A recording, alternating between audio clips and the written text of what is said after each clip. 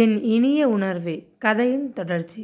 அந்த கிராமத்தில் பலருக்கு வேதபுரிநாதர் குலதெய்வமாக இருந்தார். எனவே அவர்கள் வீட்டு திருமணங்கள் அனைத்தும் அந்த கோயிலை ஒட்டிய கல்யாண மண்டபத்தில்தான் நடைபெறுவது வழக்கம். வேதபுரிநாதரின் கோயிலின் ஸ்தானிகராக இருந்து பல திருப்பணிகளில் பங்கேற்ற சட்டநாதனின் மகன் கல்யாணம் அங்குதானே நடைபெற வேண்டும்.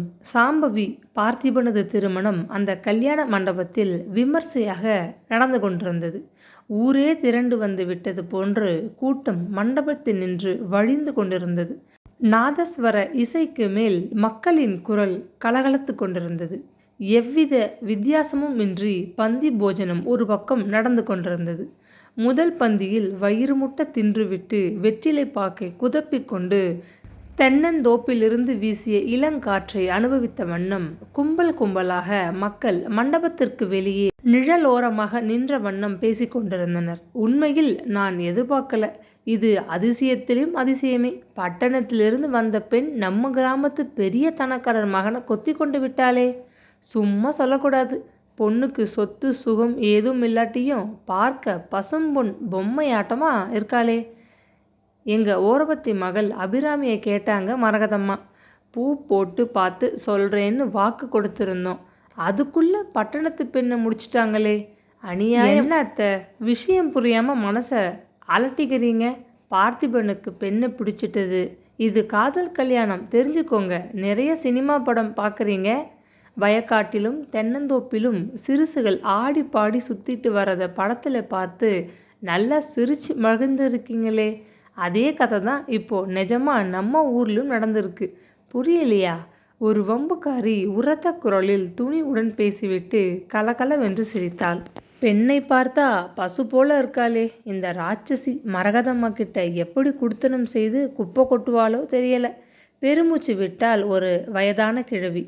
பாட்டி, கவலைப்படாதீங்க. பட்டணத்தில் இருந்து வந்ததும் வராததும் வீட்டோட இருக்காப்புல போக்கு காட்டிட்டு வாய்க்கால் ஓரத்தில் கண்ணு வச்சு நம்ம ஊர் பையனை பிடிச்சிட்டாலே. அவளுக்கா நாம் சொல்லித்தரணும்? வேடிக்கையை பார்த்துட்டு இருங்க. இந்த மரகதம்மாலே அலறி ஓடும்படி அவள் அதிகாரம் தூள் பறக்க போகுது. அடுத்த பந்தியில் உட்கார்ந்திருந்தவர்களுக்கு சமையல் ஆட்கள் சாப்பாடு பரிமாறிக்கொண்டிருந்த போது முதல் பந்தியில் உண்டு விட்டு மிகுதி இருந்த பொழுதுக்கு சில பெண்கள் இவ்வாறு வம்பை பரிமாறிக்கொண்டிருந்தனர்.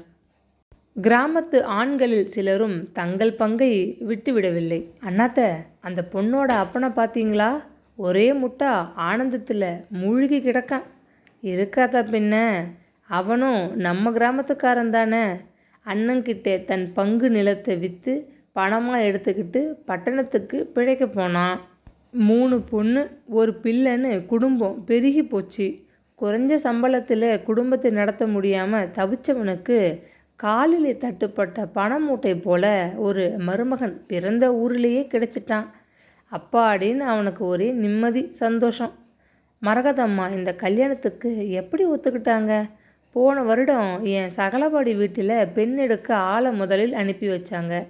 அவங்க போட்ட நிபந்தனைகளை கேட்டுட்டு என் சகலவாடி பயந்து போய் பேர் பொருத்தம் சரியில்லைன்னு மெல்ல நழுவிக்கிட்டார். அந்த பொண்ணுக்கு வேற நல்ல இடமே கிடைச்சிடுச்சு. அது வேற கதை. தமது இடது கையால் மீசையை சற்று கோபத்துடன் தடவி கொண்டார் ஒரு மனிதர். இந்த பெண்ணை பையனுக்கு பிடிச்சு போச்சு.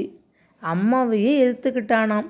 ஊர் சிரிக்குமேன்னு மரகதம்மா கப்புன்னு வாயை மூடிக்கிட்டு கல்யாணத்தை விமர்சையாக நடத்தி வைக்கிறாங்க.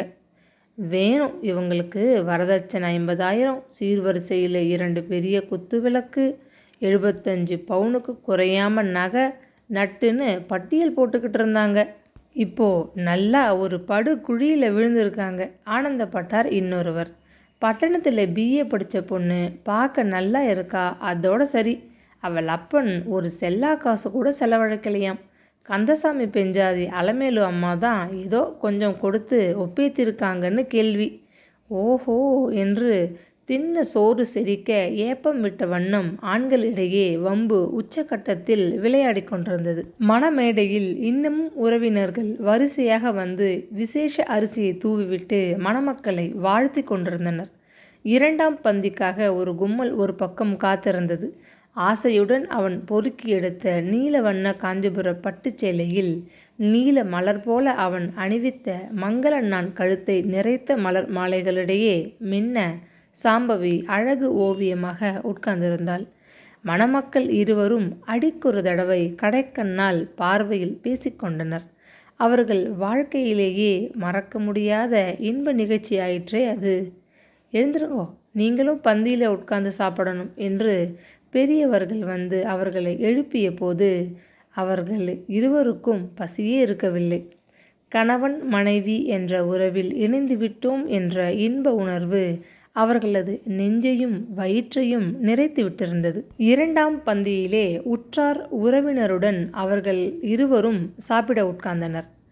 சாதத்தை பருப்புடன் கலந்து விரல்களால் அலைந்து கொண்டு பார்த்திபன் அருகே அமர்ந்திருந்த மகளை பார்த்து தந்தை வாகீசன் பூரித்து போனார். ஆனால் சாம்பவியின் தாயின் மனதிலே ஒரு இனம் காணாத கோபம். ஓரகத்திற்கு உதவட்டும் என்று பெண்ணை அனுப்பி வைத்தால் படித்த பெண் வேலைக்கு போய் சம்பாதித்து குடும்பத்திற்கு உதவியாக இருப்பாள் என்று பெரிதும் நம்பிக்கொண்டிருந்த வேளையில் ஓரகத்தி அலமேலோ இப்படியா ஒரு சூழ்ச்சி செய்வாள்? தன் அருகே கிராமத்திலேயே அந்த பெண்ணை கட்டி கொடுத்து எப்பொழுதும் கூப்பிட்ட குரலுக்கு ஆதரவாக இருக்கட்டும் என்று சதி செய்து விட்டாளே. பெற்றவள் கல்லு போல இருக்கும்போது தானே முந்திக்கொண்டு பெரிய தனக்காரர் மகனுக்கு பேசி முடித்துவிட்டு சாவாதானமாக கடிதம் எழுதி சங்கதியை சொல்ல என்ன நெஞ்செழுத்தம்! உள்ளூர கோபத்தில் குமைந்தாள். தங்கை அனுப்பம்மாவின் கண்கள் வியப்பில் விரிந்தன. அம்மா, அதோ பாருங்க, அக்கா இடுப்பில் போட்டுக்கிட்டு இருக்கிறது உண்மையிலேயே தங்கத்தில் செய்த ஒட்டியானம்மா, இல்லை கவரிங்கா? அம்மா கோபத்தில் உதட்டை கடித்து கொண்டாள். உண்மையான தங்க ஒட்டியானந்தான். கழுத்திலே போட்டிருக்கிறது கூட உண்மையான வைர அட்டிகை தான். எல்லாம் மாமியாரின் நகைகள். அதையெல்லாம் பூட்டிக்கிட்டு இருந்தா உனக்கும் எனக்கும் என்ன லாபம்? இளைய மகள் மீது எரிந்து விழுந்தாள் தாய். மாப்பிள்ளை சொந்தக்காரர் வச்சிருக்காரம்மா, புத்தம் புதிய பியாட்டு என்றான் பக்கத்திலே உட்கார்ந்து கல்யாண சாப்பாட்டை ஒரு பிடி பிடித்து கொண்டிருந்த சாம்பவியின் தம்பி கார்த்திக். ஆமாம், மச்சான் அதில் கூட்டிக்கிட்டு ஊரை சுற்றி காட்ட போகிறார், காத்துரு, மகனை கோபத்துடன் முறைத்தாள் தாய். ஊரார் வாயில் விழுந்து புரள மனமின்றி சம்மந்தி வீட்டவர்களை நன்றாக கவனிக்க வேண்டுமென்று மரகதம்மாள் ஆட்களுக்கு ஆணையிட்டிருந்தாள். அவ்வளவுதான். சாப்பாட்டை பரிமாறியவர் கணிசமாக பருப்பை போட்டு கரண்டி அளவு நெய்யை ஊற்றிவிட்டும் போய்விட்டார். ஆனால் அவளுக்குத்தான் சோற்றை ரசித்து சாப்பிட முடியவில்லை.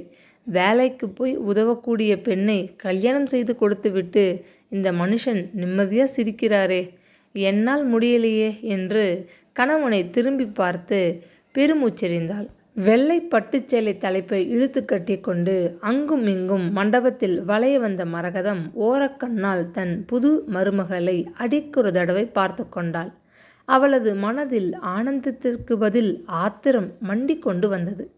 பிடித்தால் ஒரு பிடியில் அடங்கிவிடும் ஒரு சிறு பெண்ணால் அவளுக்கு எத்தனை பெரிய தலைகுனிவு வந்து விட்டிருக்கிறது. அடுத்த கிராமத்தில் இருந்த பெரிய பண்ணையாரின் மகளை பேசி முடிக்க அவள் ஆவலாக இருந்த சமயம் பட்டணத்திலிருந்து வந்து சில நாளிலேயே ஒரேடியாக அவளது செல்ல மகனை ஈர்த்து கொண்டு விட்டாளே இந்த சதிகாரி. தாயார் கீரிய கோட்டை தாண்டாத அப்பாவி பிள்ளை அவன். அந்த 3 நாட்களில் தாயை எப்படி பாடுபடுத்தி விட்டான்! தாயார் கண்கலங்கினால் பதறி போய்விடும் பாசமுள்ள பிள்ளை.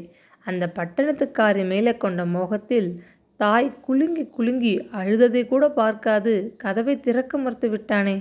கெஞ்சி கதறிய பின் கதவை திறந்து கொண்டு வெளிவந்தவன் முகத்திலேதான் எத்தனை கோபம்! என்ன இந்த ஆர்ப்பாட்டம் எல்லாம்? ஒரு தடவை சொன்னதுதான் புரிஞ்சுக்காம அழுது ஊரை கூட்டுனா அவமானப்பட போகிறது நீங்கள் தான், தெரிஞ்சுக்கோங்க என்று அதட்டினானே. வளர்த்த கடா மார்பிளை பாய்ந்ததும் வாங்களே, அது சரியான பேச்சு. மொய்ந்தால் குழந்தை அழுவானேன்னு தொட்டில் ஆட்டிக்கொண்டே அருகில் பல மணி நேரம் உட்கார்ந்திருப்பாளே இந்த தாய். ஒரே மகன்தானே இருக்கான் என்று உயிரையே வச்சு கொண்டிருந்ததால இதுக்கெல்லாம் பிரதியாக அந்த 3 நாளில் அவளை எப்படி வதைச்சிட்டான் பார்த்திபன். அன்று ராத்திரி சாப்பிட மறுத்து தூங்க மறுத்து ஒரு வாய் தண்ணீர் கூட குடிக்க மாட்டேன்னு பிடிவாதம் செய்து ஒரேடியாக சண்டித்தனம் செய்து தன் காரியத்தை நிறைவேற்றி கொண்டு விட்டானே. மருந்து கடை வச்சிருக்கான். அங்கே இருந்து எதையாவது எடுத்துக்கொண்டு வந்து சாப்பிட்டு விட்டு உயிரை மாய்த்து கொண்டால் ஊரே கொல்லுன்னு போயிடும். சட்டநாதன் பரம்பரையில் கேள்விப்படாத அவமான சங்கதியாகிவிடும் என்று பயந்து கொண்டு 3 நாள் அழுது முகம் வீங்கி சாப்பிடாமல் தனியாக தவித்துவிட்டு பிறகுதானே ஒப்புதல் கொடுத்தாள். பக்கத்து ஊரிலிருந்து தங்களது தூரத்து உறவினர்களை வரவழைத்து வெற்றிலைப்பாக்கு பழத்துடன் வெட்கத்தை உதறிவிட்டு கந்தசாமி வீட்டு படியேறி வழியே போய் பெண் கேட்டு பட்டணத்திலிருந்து வந்த அவளுடைய பெற்றோர்கள் போட்ட நிபந்தனைக்கெல்லாம் ஒப்புக்கொண்டபோது இந்த பட்டணத்துக்காரியால் பட்ட அவமானம் இந்த பிறவிக்கும் போதும் 7 பிறவிக்கும் போதும். தன் இலையிலிருந்து லட்டு ஒன்றை பிட்டு யாரும் பார்க்கவில்லை என்ற நினைப்பில் பார்த்திபன் சாம்பவி இலையில் போட்டு சாப்பிடச் சொல்லி கண்ணால் பேசியதை மரகதம் கண்டுவிட்டாள். ஆத்திரத்தில் கொதித்து போனாள். அவளும் லேசுப்பட்டவளா? தன் இலையிலிருந்து அல்வா துண்டை எடுத்து எத்தனை துணிவுடன் அவன் இலையில் போடுகிறாள். அதை ஆசையோடு பார்த்திபன் எடுத்து தின்று கொண்டிருக்கிறானே. சின்னவனாக இருந்தபோது ஒரு முறை தோட்டத்து மாம்பழத்தை கொஞ்சம் கடித்துவிட்டு நல்லா இருக்கு தின்னுப்பா என்று தாயார் கொடுத்தபோது எச்சில் பண்ணிட்டீங்க வேண்டாம் என்று மறுத்தவனாச்சே. வீட்டில் தன் தட்டு டம்ளர் தன் சோப்பு தன் துவாலை என்று எல்லாத்தையும் ஒதுக்கி வைத்து கொண்டு வாழ்கிறவன் சற்று நேரத்துக்கு முன் மனைவி என்ற உறவில் இணைந்துவிட்ட பெண்ணின் எச்சில் உணவை எத்தனை ஆசையோடு எடுத்து சாப்பிடுகிறான். கள்ளச்சிரிப்பு சிரிக்கிறாளே அந்த காதகி. இருக்கட்டும், வட்டியும் அசலுமா உன்னை நான் அழ வைக்கிறேன். இல்லாட்டி என் பேர் மரகதம் இல்லை, சாம்பவி சண்டாளி. வா, வலது காலை எடுத்து வச்சு என் வீட்டுக்குள்ளே வா. உன் கொட்டத்தை அடக்கி உன்னை நான் என்ன செய்கிறேன் பார். மின்னல் வேகத்தில் கோபத்தில் பொங்கி தன்னுள் 1000 திட்டங்களை வகுத்து கொண்டாள் மரகத அம்மாள். சம்மந்தியம்மா, நீங்களும் உட்காருங்க, சாப்பிட நேரமாயிட்டதே. அலமேலு வந்து அருகில் நின்றபோது மரகதம் ஆத்திரத்தில் பொங்கி போனாள். என் வீட்டு சோற்றை எனக்கு எடுத்து உபசரிக்கிறாயே, கெட்டிக்காரி நீ என்று கண்ணால் அப்பளத்தை நொறுக்குவது போல கடுமையாக பார்த்துவிட்டு தனக்கு ஈடு இணை இல்லாதவர்களுடன் சம்மந்தம் செய்து கொண்டு விட்டோமே என்ற அருவருப்புடன் அலமேலுவுக்கு அடுத்ததாக இருந்த இலையில் மரகதம் வெறுப்புடன் உட்கார்ந்தாள். இப்பொழுது அவள் வெற்றி பெற்றிருக்கலாம். ஆனால் முடிவில் இந்த அலமேலுவை பிடிச்சு காட்டில் கொண்டு விட வேண்டும் என்று ஆத்திரத்தில் மனம் குமுறியது.